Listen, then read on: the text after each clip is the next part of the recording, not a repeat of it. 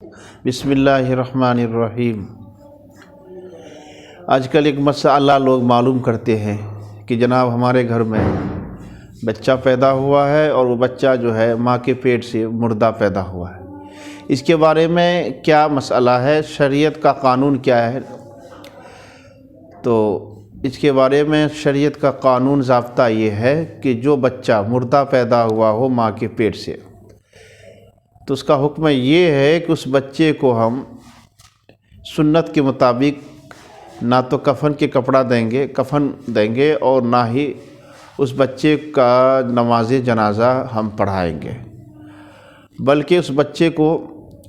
غسل دے کر جو بھی کپڑا پاک صاف میسر ہو اس میں لپٹ کر اس کی جنازے کی نماز بھی نہیں پڑھائیں گے، اس کو لپٹ کر یوں ہی دفن کر دیں گے،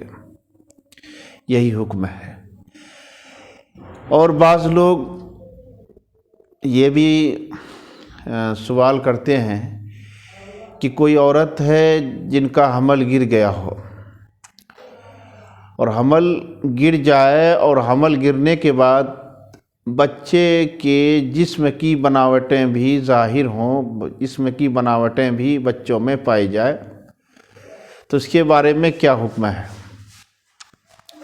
جواب: اگر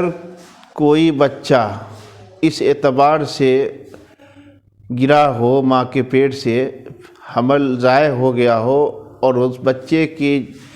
جسم کا اعضاء مثلا ہاتھ ہے، ناک ہے، چہرہ ہے، تمام چیزیں ہو، تو اس بچے کے بارے میں یہ حکم ہے کہ اس بچے کو کسی پاک صاف کپڑے میں لپیٹ کر اسے غسل دے کر بغیر جنازے کی نماز پڑھائے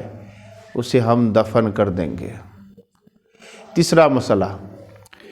کوئی بچہ اس طرح کا بھی اپنے ماں کے پیٹ سے ضائع ہوا ہے کہ ان کے جسم کا اعضاء نہیں بنا ہے، مثلا ہاتھ ہے، پیر ہے، ناک ہے، نہیں بنا ہے بلکہ خون کے لتھڑے ہیں، تو اس کے بارے میں مسئلہ یہ ہے کہ ایسے بچے کو کسی کپڑے میں لپٹ کر ہم کسی گڈھے وغیرہ میں کہیں اس کو کیا کر دیں گے؟ دفن کر دیں گے، یہی اس کا حکم ہے۔